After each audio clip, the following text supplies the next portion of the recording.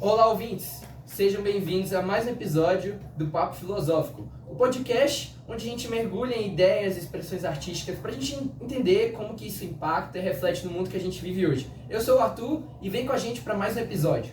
Fala rapaziada, tranquilo? Eu sou o Arik. No episódio de hoje do Papo Filosófico, nós estamos aqui com o Pedro e com o Alexandre. Eles vão contar um pouco pra gente sobre as obras Mal Secreto Do Jardim Macalé, o Ali Salomão, e sobre a obra do Inimigo do Povo. Henrique Ibsen. E eles também vão falar um pouco pra gente sobre o conceito da Indústria cultural, desenvolvido pelo Adorno e Horkheimer. Bom, vamos lá. A ideia central do episódio de hoje é basicamente a gente entender como que essas expressões artísticas e filosóficas elas vão questionar as convenções sociais, as opressões e como que a gente vai lidar com as emoções e com toda a cultura ao nosso redor. Bom, a gente vai começar falando sobre Inimigo do Povo, uma peça do Henrique Ibsen, que até hoje é uma crítica social muito poderosa. Ela foi escrita em 1882 e esse drama conta a história do Dr. Thomas, o Stockman. Bom, um médico, basicamente é um médico que descobre as águas da cidade e elas estão contaminadas. Ele tenta alertar a população, mas ele é silenciado, não escutam ele. E por isso que ele é rotulado de inimigo do povo. Bom, por desafiar o sistema. Explica pra gente aí. A peça é uma metáfora atemporal sobre como a sociedade normalmente prefere uma mentira prazerosa ao invés da dolorosa verdade. O Henrik Ibsen usa essa história para expor a hipocrisia social e o conformismo que a sociedade normalmente usa a seu favor. Mostrando muito o conflito da necessidade de mudança e da pressão para manter as coisas como estão. Aí o Pedro vai falar uma paradinha aqui. É o seguinte, rapaziada, o Mal Secreto, eles têm uma história muito bem construída, num lugar fechado, muito bem uma cidade pequena, com brigas entre o prefeito e o médico, que é o central da história, entre o médico querendo salvar vidas e o prefeito querendo priorizar a economia. Se vocês conseguirem entender que a história, ela em geral parte de uma máscara social. Tipo, beleza, qual é a parte para ser priorizada? A saúde ou a economia da cidade? E o meu amigo Alexandre vai falar um pouquinho mais da parte. Exatamente. Tipo, o autor da obra, meio que ele simboliza a verdade como tipo uma parada meio que contaminada, entendeu?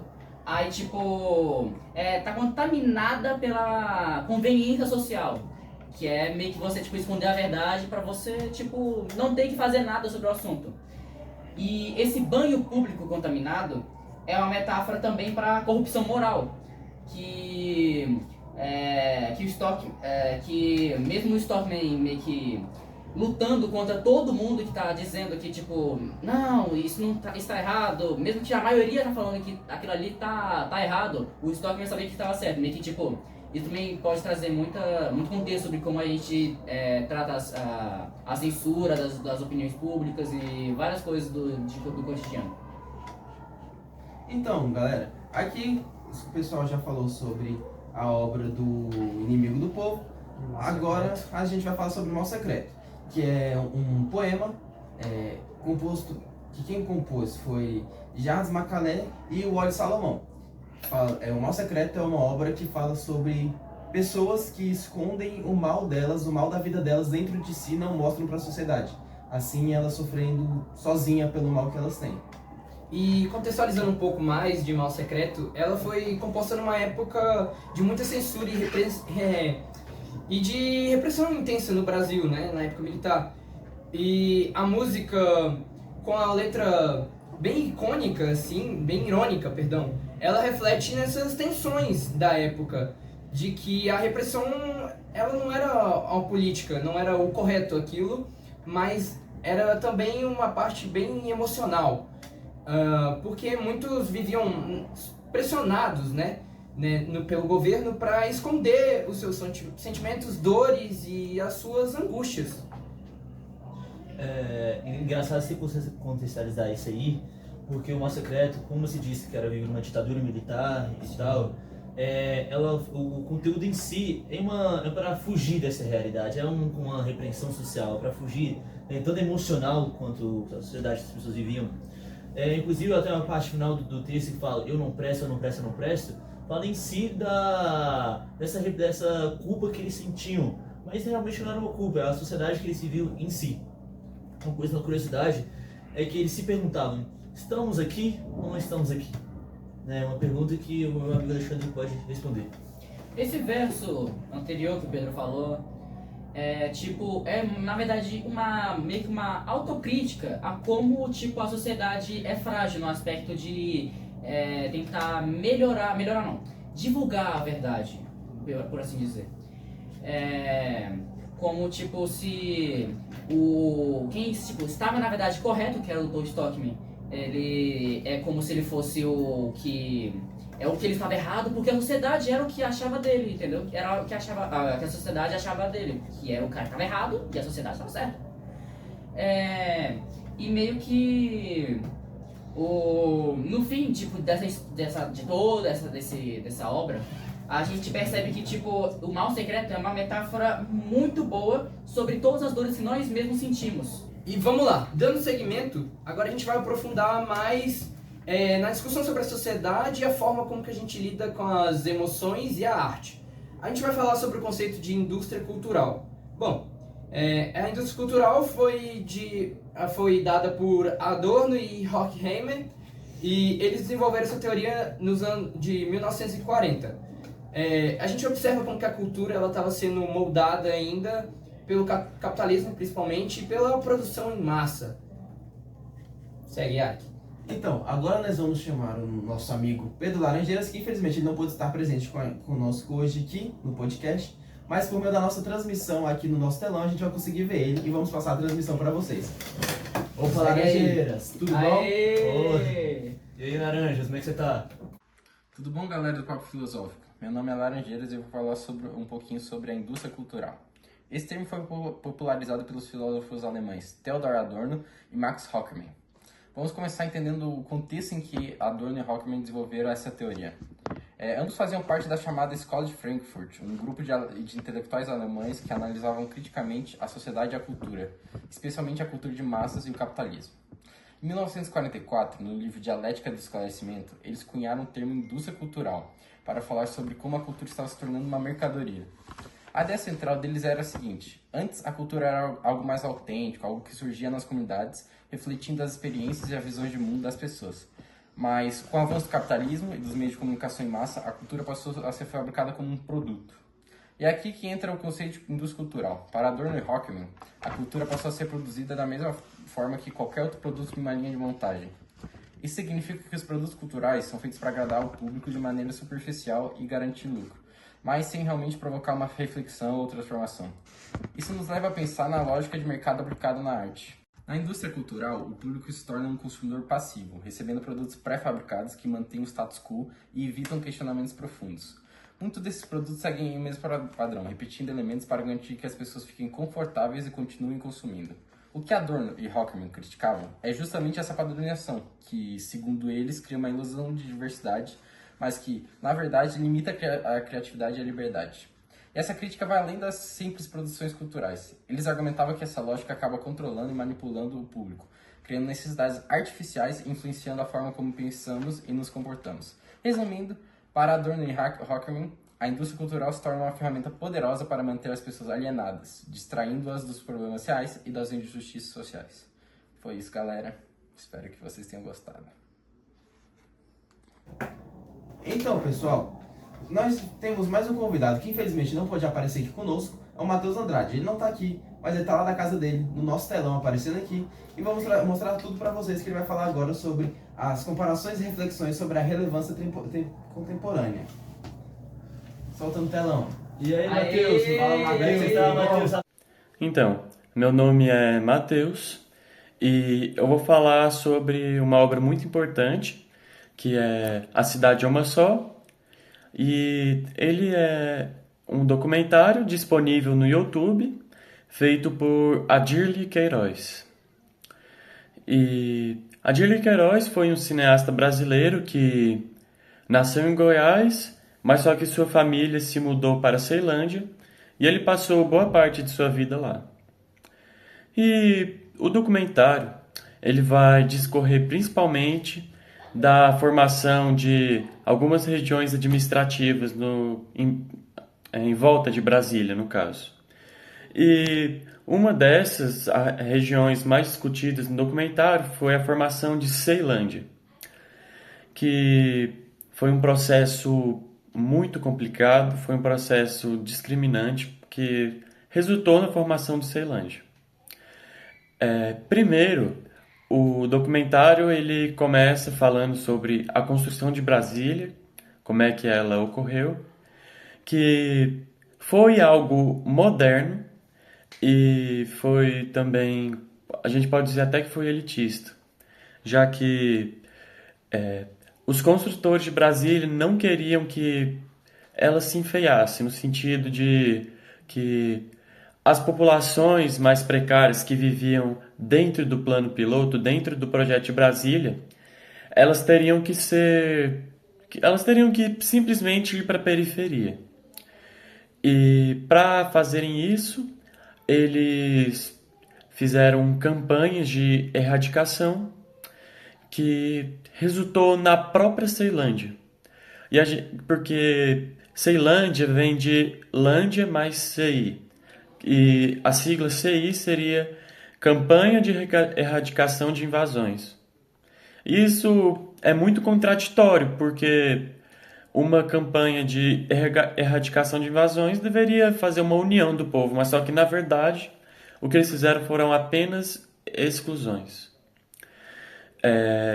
O documentário ele vai discorrer principalmente como que ocorreram essas expulsões, com relatos. Teve um relato de uma mulher dentro do vídeo, e ela falou uma coisa que me chocou bastante, é que as pessoas elas não tinham escolha, não tinham opinião se elas queriam ir ou não para esse tal lugar. Eles simplesmente faziam um X nas casas e nos barracos que teriam que ser das famílias que teriam que se mudar para a região administrativa de Ceilândia. E eles enganavam o povo falando que Ceilândia seria um lugar melhor, mais desenvolvido do que aquele que eles já estavam. Eles até manipularam crianças e famílias com a música que se chama Cidade é uma Só, que também é o próprio nome do documentário. Essa música é uma contradição, é uma ironia, já que qual é o sentido das crianças cantarem que a cidade é uma só, que a cidade é única, sendo que elas foram excluídas, elas foram para a margem do plano piloto, ou seja, para a periferia. Então, não faz nenhum sentido essa música, foi apenas para manipulação do povo. E o documentário ele também vai fazer uma abordagem sobre como é a vida das pessoas dentro da Ceilândia. E eles fazem isso de forma ficcional, usando personagens fictícios. Que um deles vai ser o Dildo, que dá para discorrer bastante dele. Ele era um político, um político sem apoio, vamos dizer, sem recursos financeiros, que tentava ganhar apoio da população pela boca do povo, no sentido de ele tinha bastante contato com a população, já que ele não tinha dinheiro para campanhas, para qualquer tipo de reconhecimento, outros tipos de reconhecimento. Assim, ele foi ganhando reconhecimento do povo dessa forma. E a crítica que esse personagem passa pra gente é o descaso do governo com a população. Que, já que ele não tinha recurso nenhum, ele teve que fazer sua própria campanha, ele teve que se virar, por assim dizer. E o que a gente consegue aplicar do texto do documentário para os dias atuais é que a gente percebe como é recente essa discriminação que ocorreu na Ceilândia. Que mesmo tendo acontecido há alguns anos atrás, ainda é muito comum nos dias atuais. E isso reflete em como os governos devem agir para trabalhar o bem da população. Obrigado. Mais um dos assuntos que a gente vai falar hoje é sobre súplica cearense. O nosso convidado especial que ia falar sobre, infelizmente também não pôde vir, mas é claro que a gente não ia deixar passar e ele vai aparecer aqui no nosso telão para estar contando para vocês tudo sobre essa obra. Bora lá, João, explica aí pra gente. E aí, João? Aê, Como é que você tá, João? Tudo certo aí? Hello, I'm João, and today I must talk a bit about the song Súplica Cearense, which was originally written by Valdec Arthur de Macedo, better known as Gordurinha. The song can be performed and recorded by many artists, but Paz might have chosen the version by El Rapa, which is the one of the most famous and the one I will analyze here. Let's start by understanding what the song could be about. As a whole, it may represent a prayer from the people of Ceará, making a plea for the improvement of their living conditions, which must be very bad because of the climate and the drought. In the first part of the song, the first 4 verses, the speaker might ask for God's forgiveness, because he thinks he must have prayed in the wrong way. Instead of the rain coming to help in sustain agriculture, the rain could have been so heavy that it might have caused soil leaching in the region, which already has poor soil. In the second part, the next 3 verses, the speaker said that his eyes must fill with tears, suggesting that his plea is very intense and should provoke strong emotions. Furthermore, he once again asked for forgiveness for constantly praying for the winter to come, because Ceará is a very hot place, even comparing the heat to that of the hell. In the last part, the speaker addresses some social issues and points out that there is much violence, theft, poverty, and self-interest ending his prayer. This part could be connected to the music video, which is a stop-motion representation of a war, the War of Canudos. Although it may have taken place in Bahia, it might symbolize that this war was present across the entire northeastern region. The music also features war tanks, which must have been invented during the World War I, but they could represent the military power of the government during the Canudos conflict. Okay, now let's analyze some musical aspects of the song.